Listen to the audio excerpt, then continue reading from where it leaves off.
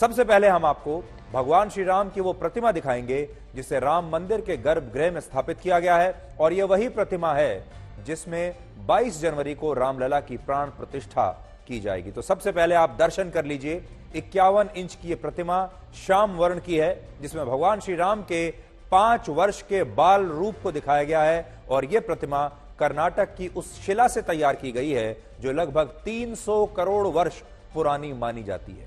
और इस शिला की गुणवत्ता ऐसी है कि इस प्रतिमा की आयु सैकड़ों वर्षों तक ऐसे ही रह सकती है। और इस प्रतिमा का रंग काला है, और इसीलिए यह प्रतिमा श्याम वर्ण की कहलाएगी, जिसमें वर्ण का अर्थ रंग से होता है। तो आज सबसे पहले आप भगवान श्री राम के दर्शन कर लीजिए। इसके अलावा इस प्रतिमा में भगवान श्री राम के बाल स्वरूप का सौंदर्य आकर्षण भी दिखाया गया है, और इसकी रचना रामायण के संदर्भों से प्रेरणा लेकर की गई है। इसका मतलब यह है कि जिस तरह रामायण में भगवान श्री राम की आंखें कमल पत्र के समान, होंठ बिंब फल के समान, गला शंख के समान और उनके मुख को शरद चंद्र के समान बताया गया, उसी वर्णन से प्रेरणा लेकर भगवान श्री राम की यह प्रतिमा बनाई गई है। और जब आप कभी अयोध्या में राम मंदिर के दर्शन करने के लिए जाएंगे तो आपको यही प्रतिमा वहां गर्भगृह में दिखाई देगी।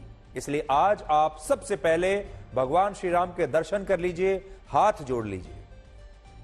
दुनिया में ईसाई धर्म के लोगों के लिए जो महत्व वेटिकन सिटी का है और इस्लाम धर्म के लोगों के लिए जो महत्व सऊदी अरब में मक्का का है, वही महत्व भारत के करोड़ों हिंदुओं के लिए अयोध्या में इस राम जन्मभूमि का है।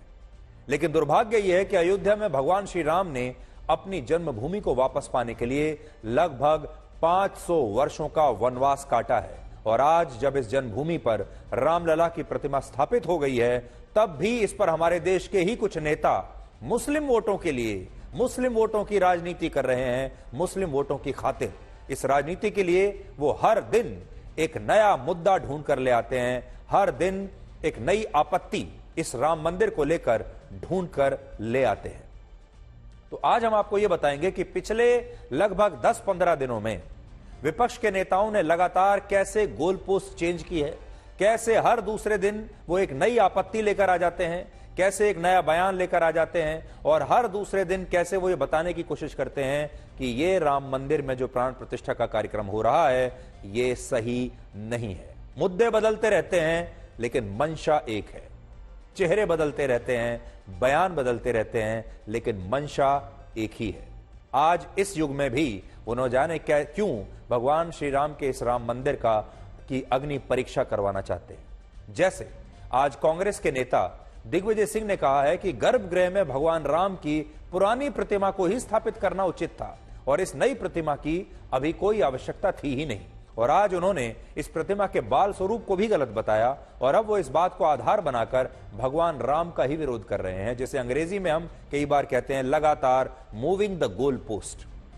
इसका मतलब होता है विरोध करने के लिए नए नए तर्क ढूंढना, नए नए मुद्दे ढूंढना और गोल पोस्ट को लगातार बदलते रहना। जैसे इस मामले में कभी निर्माणाधीन मंदिर में रामलला की प्राण प्रतिष्ठा को शास्त्रों के खिलाफ बताकर इसका विरोध किया गया, फिर यह कहा गया कि शंकराचार्य भी इस कार्यक्रम के खिलाफ हैं, वो क्यों नहीं आ रहे हैं कार्यक्रम में। कभी बाद में फिर यह कहा गया कि राम मंदिर बाबरी मस्जिद को तोड़कर बनाया गया है, इसलिए इसे स्वीकार नहीं किया जा सकता। और कभी यह झूठ फैलाकर राम मंदिर का विरोध हुआ कि यह मंदिर राम जन्मभूमि से 3 किलोमीटर दूर बन रहा है, और अगर सूची लेने के लिए हम लिखने के लिए आए तो यह सूची खत्म नहीं होती।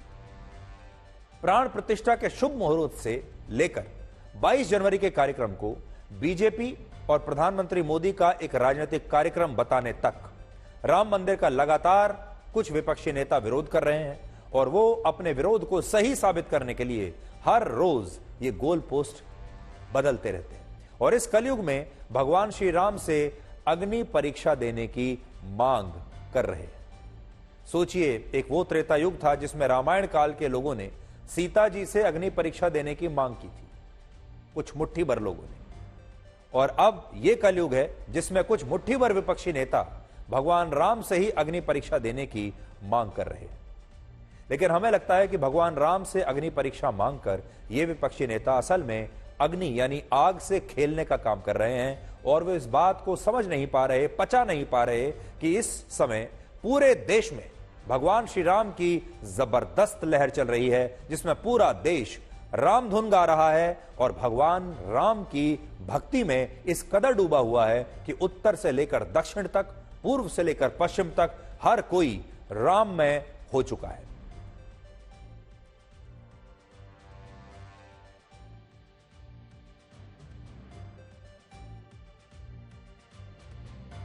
आप इस बात से ही अंदाजा लगाइए कि भारत में अकेले इंस्टाग्राम पर हर रोज राम मंदिर के बारे में 5 लाख से ज्यादा रील्स अपलोड हो रही हैं और शेयर हो रही है। देश भर में 22 जनवरी को दिवाली मनाने के लिए बड़े पैमाने पर तैयारियां चल रही हैं। 22 जनवरी को एक बड़ा उत्सव मनाने की तैयारी भारत कर रहा है, भारत के लोग कर रहे हैं। लगभग सभी बड़े शहरों और गांवों में आज अगर आप कहीं निकल जाएं, चाहे आप कहीं भी रहते हैं, आप निकलिए शहरों में, गांवों में, कस्बों में, सड़कों पर राम मंदिर की पताका, भगवान राम की तस्वीर वाले ध्वज और करोड़ों दियों की बिक्री होती हुई आपको दिखाई देगी। और भारत का लगभग हर शहर और हर गांव इस समय राम धुन गा रहा है। जैसे उत्तराखंड के देहरादून में क्लॉक टावर पर भगवान श्री राम की प्रतिमा को अंकित किया गया है। गुजरात के नवसारी में कुछ आदिवासी लड़कियों ने छोटे छोटे बेरों पर भगवान श्री राम का नाम लिखकर 22 जनवरी के लिए उत्सव मनाने के लिए विशेष माला बनाई है।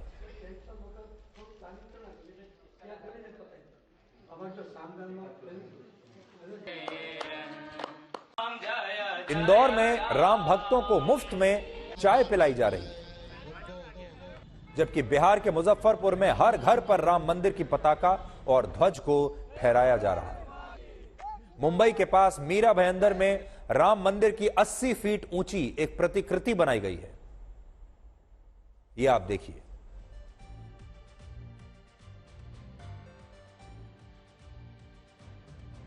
और हैदराबाद में रामलला की प्राण प्रतिष्ठा पर उत्सव मनाने के लिए 1265 किलोग्राम का लड्डू तैयार किया जा रहा है।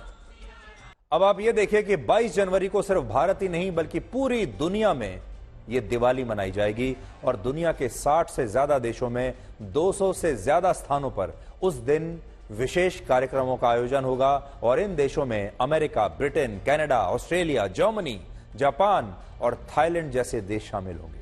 बड़ी बात यह है कि 22 जनवरी को अमेरिका में न्यूयॉर्क के टाइम्स स्क्वायर पर रामलला की प्राण प्रतिष्ठा के कार्यक्रम का लाइव प्रसारण होगा और उसी दिन पेरिस में आईफिल टावर से भगवान राम की एक शोभा यात्रा भी निकाली जाएगी और पूरी दुनिया 22 जनवरी के उस क्षण का गवाह बनेगी। और मॉरिशस की सरकार ने तो यह भी ऐलान किया है कि 22 जनवरी को वहां हिंदू कर्मचारी रामलला की प्राण प्रतिष्ठा के कार्यक्रम को देखने के लिए 2 घंटे का एक ब्रेक भी ले सकते हैं।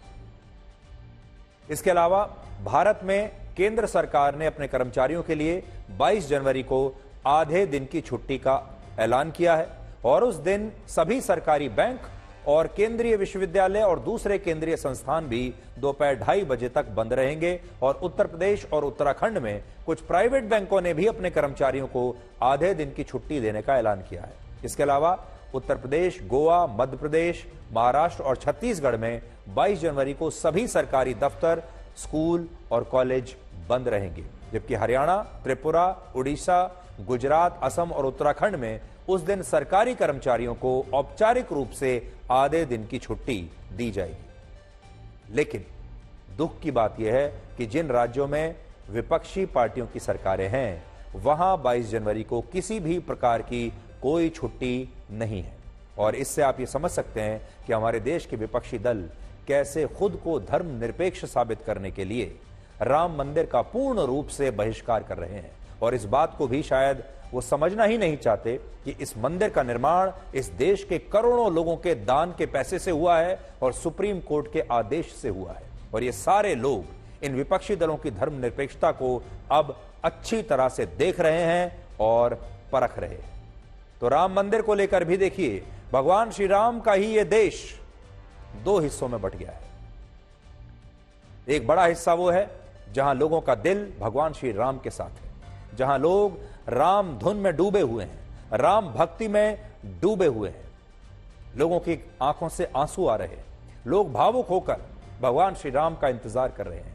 और इसी देश में एक हिस्सा वो है जहां के लोगों ने विपक्षी दलों को वोट देकर चुना, आज विपक्षी दलों की सरकारें यह तय करने में लगी हैं कि जिन लोगों ने उन्हें चुना है, कम से कम उन राज्यों के लोगों को राम मंदिर जाने का, देखने का, इस कार्यक्रम में शरीक होने का शायद कोई अधिकार नहीं है, कोई हक नहीं है, इसलिए उन्हें छुट्टी नहीं दी जा रही।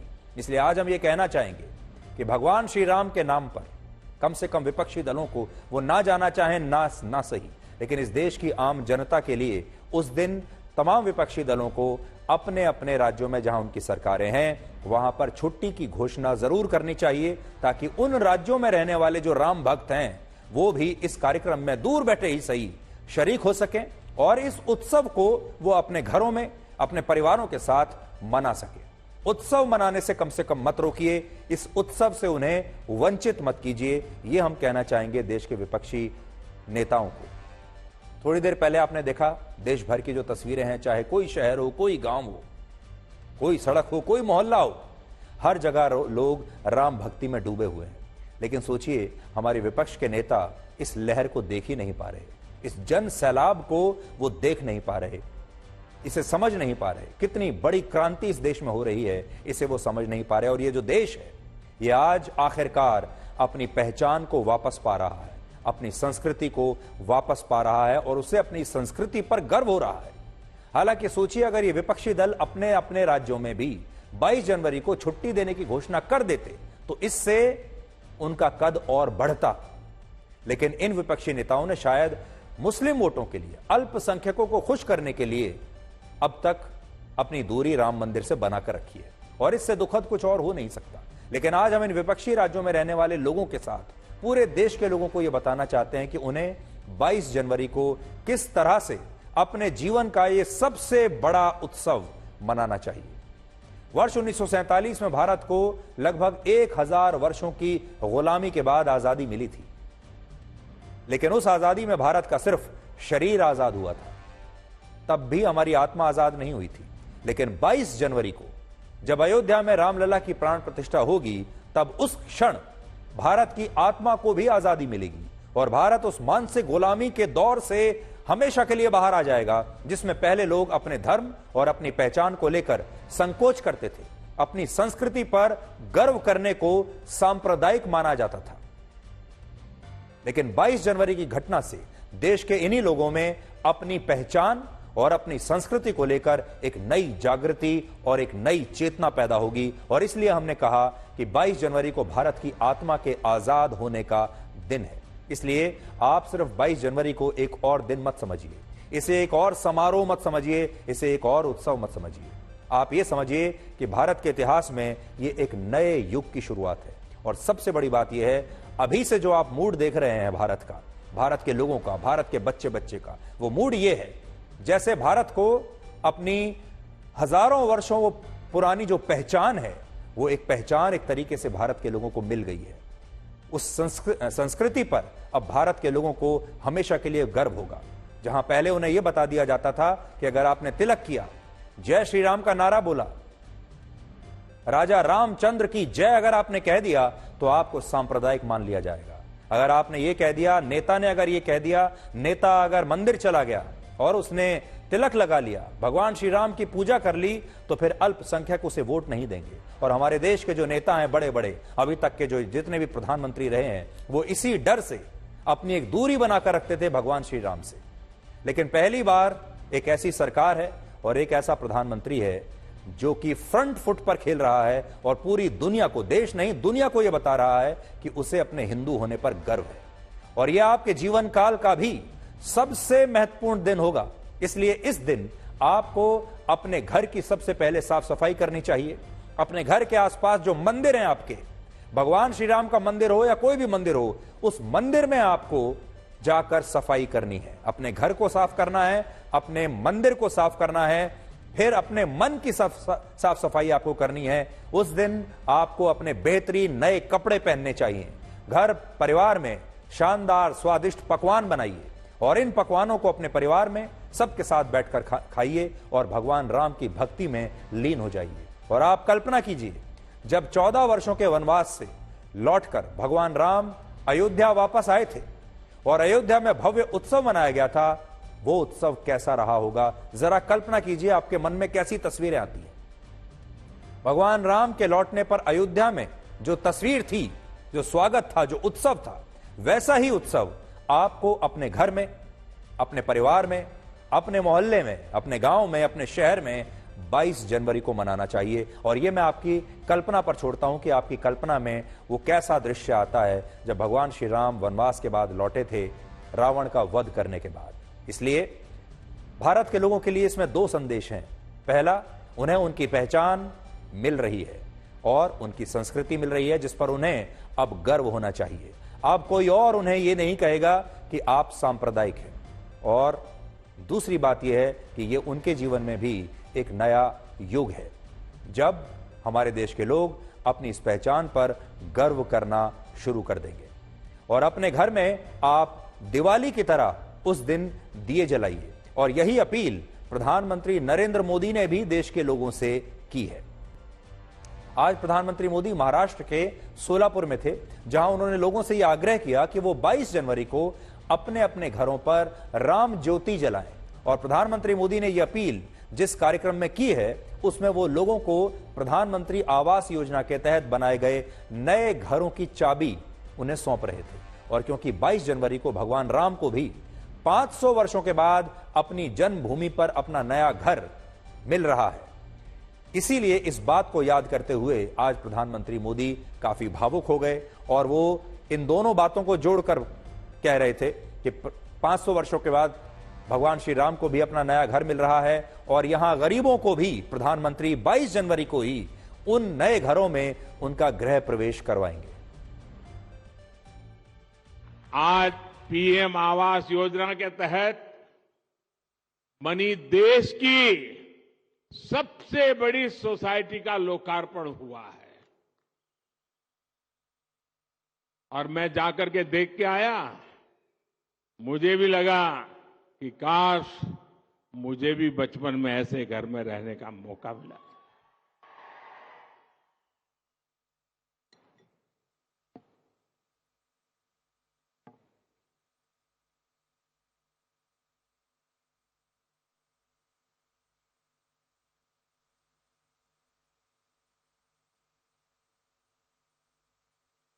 ये चीजें देखता हूं, मन को इतना संतोष होता है। इन हजारों परिवारों के सपने जब साकार होते हैं तो उनके आशीर्वाद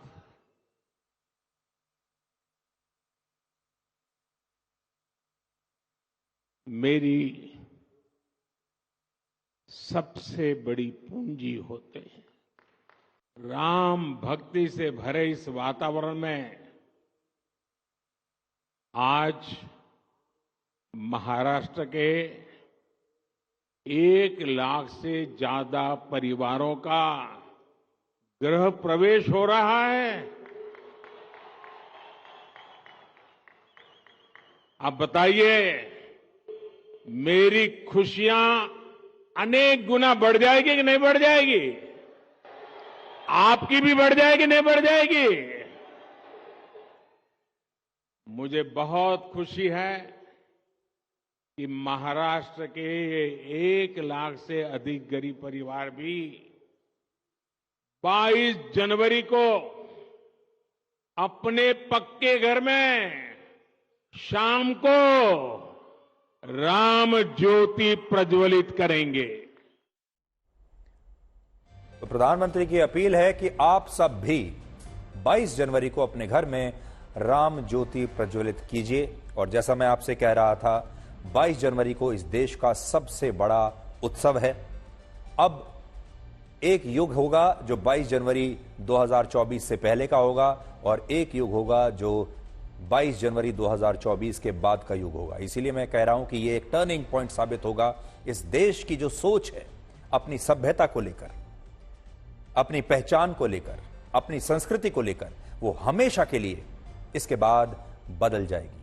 और जिन लोगों को पहले वो हमेशा एक बैकफुट पर रहा करते थे, जिन्हें अपनी सभ्यता को लेकर संकोच होता था, जब दूसरे देशों में जाते थे उनकी सभ्यता को देखकर अपनी सभ्यता के बारे में बात नहीं करते थे खुलकर, अब उनके विचार हमेशा के लिए बदल जाएंगे। इसलिए यह हमारे देश की पहचान और हमारी सभ्यता के लिए भी एक नए उदय का दिन होगा, एक नए उदय का युग होगा। और आप देखिएगा इसके बाद कैसे देश के लोगों की सोचने समझने का जो तरीका है वो बदलेगा, उनकी विचारधारा बदलेगी और जिस प्रकार के वो फैसले लेते हैं, फैसले लेने के तरीके में भी आपको ये बदलाव आज के बाद 22 जनवरी के बाद आपको दिखाई देगा साफ साफ।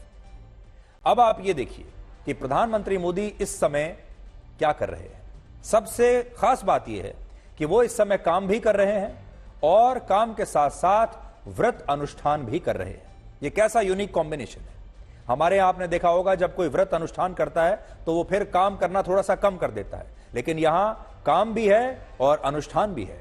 हर रोज की तरह व्रत अनुष्ठान के लिए जमीन पर सोते हैं हमारे देश के प्रधानमंत्री, और जमीन पर सोने के बाद आज प्रधानमंत्री मोदी सुबह ब्रह्म मुहूर्त में नींद से जागे।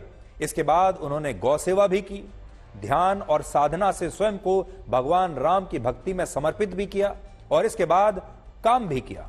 इसके बाद वो अन्न जल के त्याग के साथ दिल्ली से महाराष्ट्र के सोलापुर के लिए रवाना हुए, जहां उन्हें एक सरकारी कार्यक्रम में शामिल होना था, जिसकी तस्वीरें भी हमने आपको दिखाई। इसके बाद वो आज ही शाम को सोलापुर से चेन्नई पहुंचे, जहां उन्होंने एक रोड शो किया और इस रोड शो के बाद खेलो इंडिया कार्यक्रम में भी उन्होंने शुरुआत की। अब 20 जनवरी को प्रधानमंत्री मोदी चेन्नई से तमिलनाडु के तिरुचिरापल्ली के लिए रवाना होंगे, जहां वो श्री रंगनाथ स्वामी मंदिर में भगवान श्री राम की भक्ति करेंगे और तमिल भाषा में कंब रामायण के पाठ को सुनेंगे। और इसके बाद वो भगवान राम से जुड़े रामनाथ स्वामी मंदिर जाएंगे और वहां 8 भाषाओं में भजन संध्या को सुनने के बाद 21 जनवरी को फिर से अलग अलग मंदिरों के दर्शन करेंगे और फिर 22 जनवरी को वो अयोध्या में रामलला की प्राण प्रतिष्ठा के कार्यक्रम में शामिल होंगे। और इसी दिन उनके 11 दिनों के विशेष व्रत अनुष्ठान का आखिरी दिन होगा। और इसके बाद प्रधानमंत्री मोदी अन्न और जल का ग्रहण करेंगे, जो कि इस समय उन्होंने अन्न और जल दोनों ही छोड़ा हुआ है। हालांकि विपक्ष के कुछ नेता और हमारे देश में खास विचारधारा के लोग प्रधानमंत्री मोदी के इस व्रत अनुष्ठान का आज मजाक उड़ा रहे हैं। और राम मंदिर से यह तकलीफ सिर्फ हमारे देश के विपक्षी नेताओं को नहीं हो रही, बल्कि पाकिस्तान के लोग भी राम मंदिर के बनने से खुश नहीं है। थोड़ा आपको सीमा पार भी लेकर चलते हैं और बताते हैं कि पाकिस्तान में राम मंदिर को लेकर लोग क्या कह रहे हैं। पाकिस्तान के लोग अयोध्या में भव्य राम मंदिर की तस्वीरें देखकर हैरान हैं और उन्हें विश्वास नहीं हो रहा कि अयोध्या में इतना भव्य राम मंदिर कैसे बना। लेकिन ये लोग इसी के साथ ये भी कहते हैं कि राम मंदिर का निर्माण बाबरी मस्जिद को तोड़कर किया गया है, इसलिए यह मंदिर भारत में मुसलमानों के दमन का प्रतीक है और पाकिस्तान में राम मंदिर के खिलाफ वहां के बचे खुचे मंदिरों को भी अब निशाना बनाने के लिए उकसाया जा रहा है। और राम मंदिर की वजह से पाकिस्तान के मंदिरों के लिए अब वहां पर आपत्तिजनक बातें कही जा रही हैं। यानी अयोध्या के विकास को देखकर पाकिस्तान के मुसलमान हैरान हो रहे हैं और भव्य राम मंदिर को देखकर बाबरी मस्जिद के लिए परेशान हो रहे हैं। और यह स्थिति भारत के विपक्षी नेताओं के साथ बिल्कुल मैच करती है। पाकिस्तान के लोग अयोध्या में भगवान राम का मंदिर बनने से खुश नहीं हैं, लेकिन जो विकास वो अयोध्या में देख रहे हैं, अयोध्या का रेलवे स्टेशन जब उन्हें दिखाया गया तो अपनी आंखों पर यकीन नहीं हो रहा उन्हें।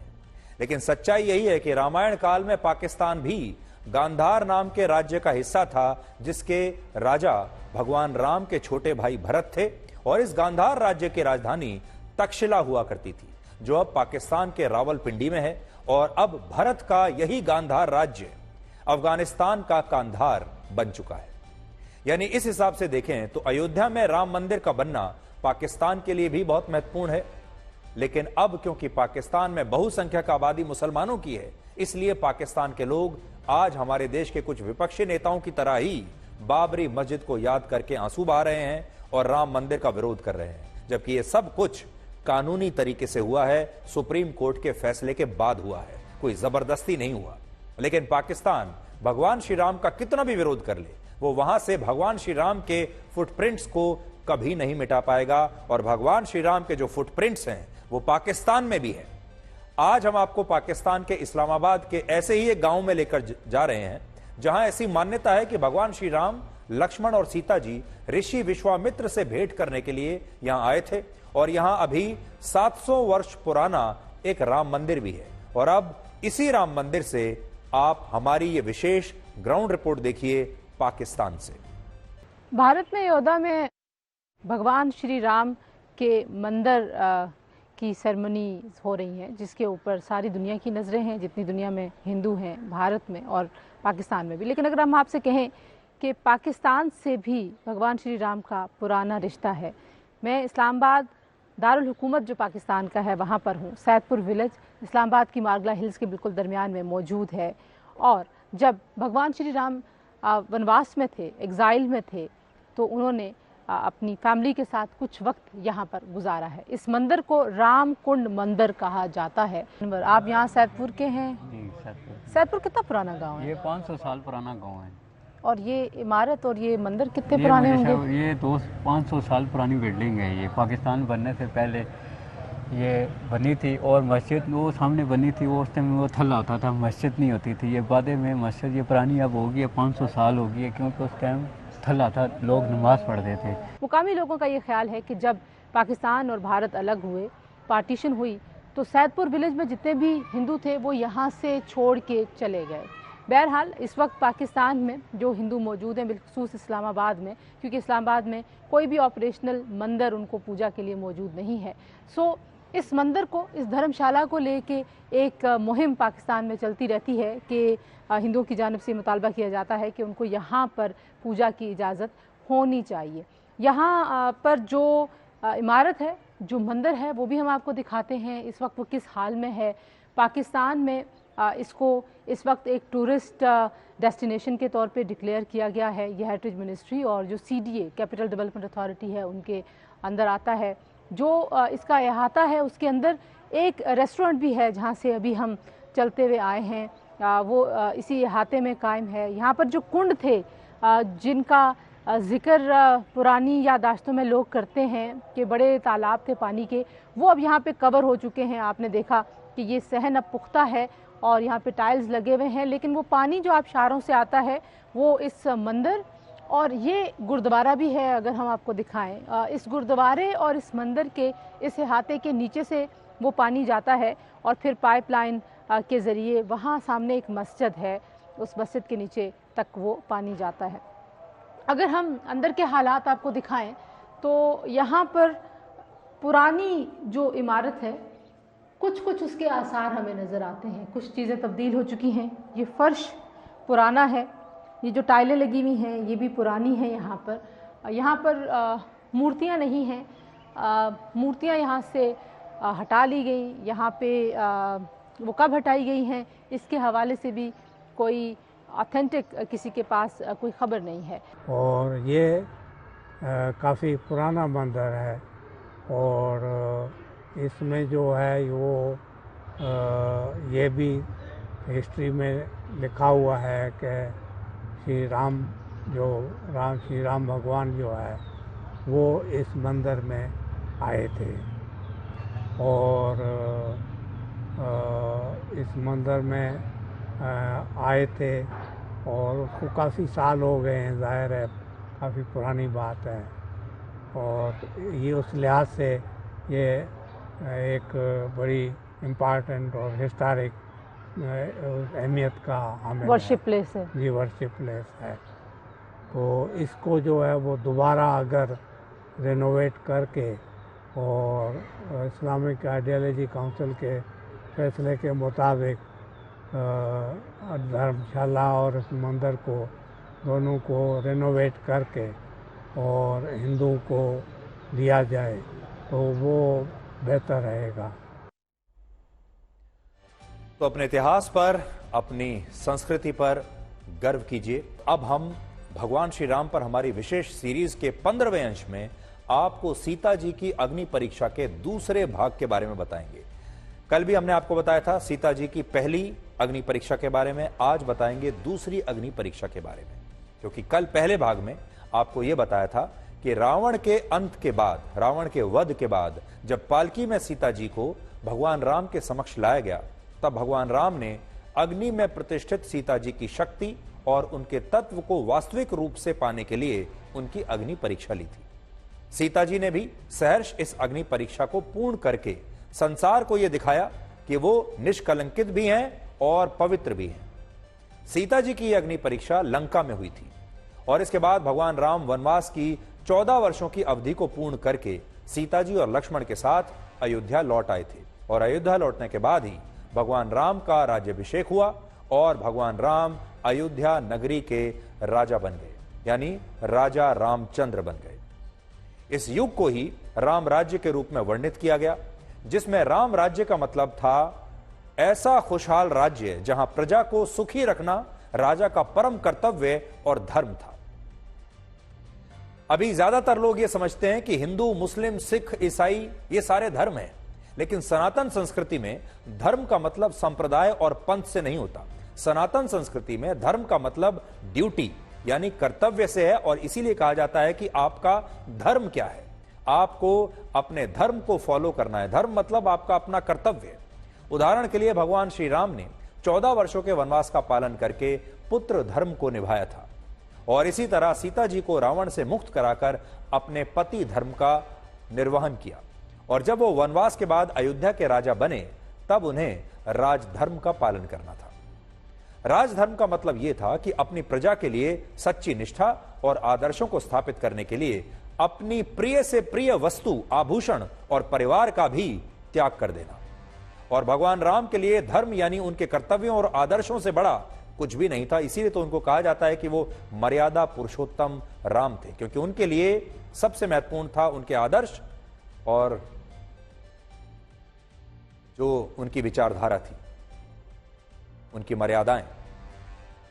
अयोध्या नगरी में हमेशा से यह परंपरा थी कि वहां राजा महाराजा प्रजा के बीच अपने दूत और गुप्तचरों को भेजकर अक्सर यह जानकारी इकट्ठा करते थे कि प्रजा किस अवस्था में है, प्रजा की समस्याएं क्या हैं और प्रजा सोचती क्या है। और ये गुप्तचर प्रजा के बीच रहकर जो बातें सुनते थे, जो बातें देखते थे, उन्हें वो सारी जानकारी वो वापस आकर राजा महाराजाओं को दिया करते थे और फिर राजा उस पर विचार करके उन समस्याओं का निवारण किया करते थे। एक दिन एक ऐसा ही गुप्तचर अयोध्या के राजा भगवान श्री राम के पास एक समाचार लेकर आया और उसने पहले काफी संकोच दिखाया और संकोच और विलाप करने के बाद भगवान श्री राम से कहा कि वो उन्हें जो समाचार देने वाला है, जो फीडबैक देने वाला है, वो पहले से ही उसके लिए क्षमा चाहता है। उसने कहा कि जब वो नगर में घूम रहा था तब उसने एक घर में एक धोबी को अपनी पत्नी से झगड़ा करते हुए सुना और देखा। धोबी अपनी पत्नी से कह रहा था कि वो भगवान श्री राम की तरह नहीं है, जो अपनी पत्नी को ये जानते हुए भी स्वीकार कर ले कि वो लंबे समय तक किसी गैर पुरुष की छाया में रही थी। गुप्तचर की यह बात भगवान राम के हृदय में एक बाण की तरह चुभी और उस दिन भगवान श्री राम को पूरी रात नींद नहीं आई। वो सोचते रहे। भगवान राम यही सोच रहे थे कि अगर इस संसार में एक व्यक्ति के मन में भी सीता जी की पवित्रता को लेकर संशय है तो उनसे कहीं ना कहीं अपनी प्रजा के पथ प्रदर्शन के कर्तव्य का पालन करने में चूक हो रही है। और इसीलिए राजधर्म और प्रजा धर्म का पालन करने के लिए भगवान श्री राम ने सीता जी का त्याग करने का फैसला किया। राम कथा के अनुसार भगवान राम ने सीता जी से मुस्कुराते हुए यह कहा कि सीता जी ने आज तक उनसे कुछ नहीं मांगा है, लेकिन अगर भगवान राम उन्हें कुछ देना चाहें तो वो कौन सी चीज होगी जो सीता जी उनसे लेना चाहेंगी। इस पर सीता जी ने कहा कि उनकी इच्छा है कि वो ऋषि मुनियों के आश्रम में कुछ दिन सुखपूर्वक बिताना चाहती है। इस पर भगवान श्री राम ने उन्हें तथास्तु कहते हुए कहा कि वो अपनी इस इच्छा को पूर्ण करने के लिए कल सुबह ही अपनी यात्रा शुरू कर सकती है। अगले दिन सुबह जब लक्ष्मण, भरत और शत्रुघ्न भगवान श्री राम को दंडवत प्रणाम करने आए तब भगवान राम ने उनसे कहा कि भाइयों, मेरी आज्ञा का उल्लंघन ना करना, जाओ और अभी के अभी सीता जी को जंगल में छोड़कर आओ। ये बातें सुनकर लक्ष्मण, भरत और शत्रुघ्न की आंखों में आंसू बहने लगे, वाणी मूक हो गई, हाथ और शरीर कांपने लगा, होंठ ठंडे पड़ गए। इसी क्षण में शत्रुघ्न ने भगवान राम से कहा कि इस समय जब सीता जी गर्भवती हैं तब ऐसे समय में भगवान श्री राम किस कारण से सीता जी का त्याग करके उन्हें जंगल भेज रहे हैं। शत्रुघ्न के ही समान भरत ने भी रोते हुए यही कहा कि सीता जी तो अग्नि परीक्षा से होकर आई हैं, फिर अब उन्हें किस बात के लिए जंगल भेजा जा रहा है, अब किस बात की सजा। इस पर भगवान राम कहते हैं कि उनके भाइयों के वचन नैतिकता के सामान्य विचारों के अनुरूप हैं, लेकिन शासक और राजा को नीति शास्त्र के अनुसार धर्म और जन कल्याण का पोषण करना होता है। और अगर इस यात्रा में किसी कारणवश राजा से उसके वंश को कोई कलंक लगता है तो राजा को ऐसे में किसी भी त्याग से पीछे नहीं हटना चाहिए, और वो बिल्कुल यही कर रहे हैं। इसके बाद भगवान श्री राम लक्ष्मण से कहते हैं कि अगर वो उसी क्षण सीता जी को जंगल में छोड़कर नहीं आए तो भगवान राम अपने प्राणों को त्याग देंगे। लक्ष्मण भगवान राम के किसी आदेश को टाल नहीं सकते थे, इसलिए वो विवश होकर ना चाहते हुए भी ऐसा करने के लिए तैयार हो गए। लक्ष्मण ने सीता जी को रथ में ले जाकर जंगल में गंगा नदी के उस निर्जन तट पर अकेला छोड़ दिया, जहां कोई दूर दूर तक मनुष्य दिखाई नहीं दे रहा था, कोई नहीं था। लेकिन इसके बाद सीता जी ने उनसे कहा कि उन्हें तो उस स्थान पर कोई आश्रम दिखाई ही नहीं दे रहा, और भगवान राम ने तो उन्हें ऋषि मुनियों के आश्रम में जाने के लिए भेजा है, लेकिन यहां तो ना कोई मनुष्य है ना कोई आश्रम है।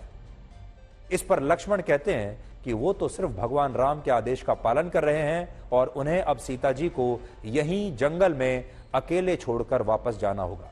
इसके बाद लक्ष्मण रथ मोड़कर वहां से चले जाते हैं और सीता जी भी गंगा के निर्जन तट पर मूर्छित हो जाती है। हालांकि इसी दौरान महर्षि वाल्मीकि गंगा नदी में स्नान करके आश्रम लौट रहे थे, अपने आश्रम वापस जा रहे थे, और उनकी नजर तब सीता जी पर पड़ी, जिसके बाद सीता जी उन्हें अपनी पूरी कथा सुनाती हैं और फिर महर्षि वाल्मीकि उन्हें अपने आश्रम में लेकर आते हैं, और इसी आश्रम में बाद में सीता जी लव और कुश को जन्म देती। राम कथा में यह भी कहा जाता है कि भगवान राम ने जंगल में छाया रूपी सीता को भेजा था, और सीता जी भी इस बात को अच्छी तरह से जानती थी। इसके अलावा भगवान राम को सीता जी के चरित्र पर रत्ती भर भी किसी प्रकार का कोई संदेह नहीं था। भगवान राम तो सिर्फ राजधर्म को निभा रहे थे, जिसके लिए अगर उन्हें स्वयं के प्राणों का भी त्याग करना पड़ता तो वो इससे कभी पीछे नहीं हटते। यहां एक बड़ी बात यह है कि भगवान राम की लीला पर प्रमुख रूप से 2 ग्रंथ लिखे गए हैं, जिनमें एक है महर्षि वाल्मीकि की रामायण, जिसे महर्षि वाल्मीकि ने भगवान राम को भगवान मानते हुए नहीं लिखा। उन्होंने रामायण के अलग अलग कांड लिखे और उन्होंने जो देखा वही उन्होंने रामायण में बताया, क्योंकि वो भगवान राम के समकालीन थे, भगवान राम से प्रभावित नहीं थे। यानी उन्होंने निष्पक्ष होकर भगवान राम की कहानी लिखी, यानी वो रामायण काल में क्योंकि जीवित थे, उन्होंने सब कुछ अपनी आंखों से देखा था। लेकिन गोस्वामी तुलसीदास ने जब 16वीं शताब्दी में रामचरितमानस लिखी, तब उन्होंने इसे पूरी तरह से अपने भक्ति भाव से लिखा, क्योंकि वो भगवान श्री राम के भक्त थे और भगवान श्री राम को भगवान मानते हुए उन्होंने रामचरितमानस की रचना की, और भगवान कभी गलत नहीं हो सकता। इसलिए रामचरितमानस उस स्थान पर आकर समाप्त हो जाती है जहां भगवान राम वनवास के बाद राजा बन जाते हैं, जहां वो वनवास समाप्त करके अयोध्या लौटते हैं। रावण का वध करने के बाद अयोध्या लौटते हैं, अयोध्या नगरी में उनका स्वागत होता है और उनका राज्याभिषेक होता है, और वो राजा रामचंद्र बन जाते हैं, और फिर उनका पूरा जीवन खुशहाल हो जाता है। अयोध्या में जो लोग रहते हैं उनका जीवन खुशहाल हो जाता है, और इसीलिए हम कहते हैं राजा रामचंद्र की जय। तो तुलसीदास की जो कहानी है रामायण की, वो यहीं समाप्त हो जाती है, उन्होंने इसके आगे नहीं लिखा। जबकि महर्षि वाल्मीकि की रामायण के उत्तरकांड में वनवास के बाद सीता जी के वन में जाने का भी प्रसंग है। हालांकि कुछ लोग ये भी कहते हैं कि उत्तरकांड को बाद में जोड़ा गया था और इसकी रचना महर्षि वाल्मीकि ने नहीं की थी, ऐसा भी कहा जाता है। तो ये हमारी जो सीरीज है, ये हम लगातार आपको दिखाते रहेंगे। भगवान श्री राम की इस कहानी से लगातार आपका परिचय हम कराते रहेंगे। अब हम आपको अयोध्या का वो पहलू दिखाना चाहते हैं जो अब तक अंधकार में रहा है। भगवान श्री राम अयोध्या के राजा दशरथ के सबसे बड़े पुत्र थे, जिन्होंने भगवान राम के वनवास पर जाने के बाद उनके वियोग में हे राम कहते हुए अपने प्राण त्याग दिए थे। और इसके बाद भगवान राम के भाई भरत और शत्रुघ्न ने अयोध्या में ही राजा दशरथ का अंतिम संस्कार किया। जिस स्थान पर राजा दशरथ का अंतिम संस्कार हुआ, वो जगह आज की राम जन्मभूमि से कुछ ही दूरी पर है, लेकिन अभी इस स्थान के बारे में किसी को ज्यादा पता नहीं है। इसलिए राजा दशरथ का ये समाधि स्थल आज भी सूना पड़ा हुआ है। लेकिन आज हम आपको इसी समाधि स्थल के बारे में बताना चाहते हैं जहां राजा दशरथ यानी भगवान श्री राम के पिता राजा दशरथ का अंतिम संस्कार हुआ था, ताकि आप जब अयोध्या जाएं तो राम मंदिर के साथ साथ भगवान राम के पिता राजा दशरथ के समाधि स्थल भी आप जा सके।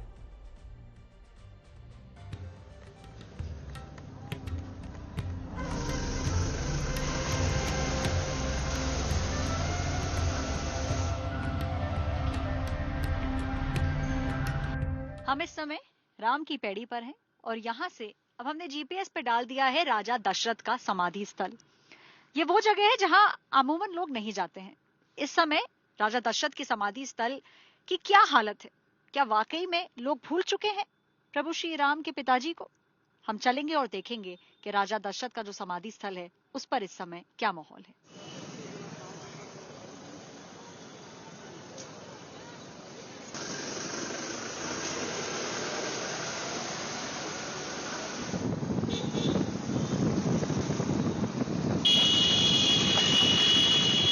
सरयू घाट से महज 17 किलोमीटर दूर है प्रभु श्री राम के पिताजी यानी कि महाराज दशरथ की समाधि। एक मंदिर का निर्माण यहाँ पे किया गया है और एक भव्य द्वार भी बनाया गया है। लेकिन जहाँ लाखों की संख्या में लोग जाते हैं अयोध्या, लोग जाते हैं हनुमानगढ़ी और रामलल्ला के दर्शन करने, वहीं पर दूसरी तरफ ऐसा लगता है कि उनके पिताजी यानी कि महाराज दशरथ को तो दुनिया भूल ही गई है। यहाँ पर बड़ी मुश्किल से आपको कुछ गाड़ियां जाती हुई नजर आएंगी और अंदर जो मंदिर है जहाँ पे उनकी समाधि है वहां पर भूले भटके कोई अगर आ जाता है तो वो भी बहुत बड़ी बात मानी जाती है।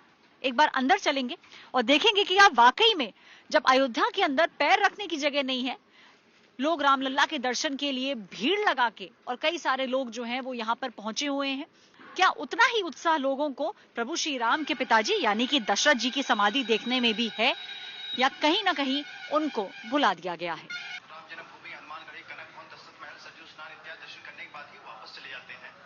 अब बात आती है चक्रवर्ती महाराज दशरथ। प्रभु श्री राम के पिता यानी कि राजा दशरथ, उन्होंने जब अपने प्राण त्यागे थे उसके बाद उनकी एक समाधि बनाई गई थी। यहाँ पे जो समाधि आपको नजर आ रही है यही वो जगह है जहाँ पर दशरथ जी का दाह संस्कार किया गया। दुनिया में दो तरह के लोग होते हैं, पहले वो जो काफी अकेले हैं और दूसरे वो जो अकेले ही काफी हैं।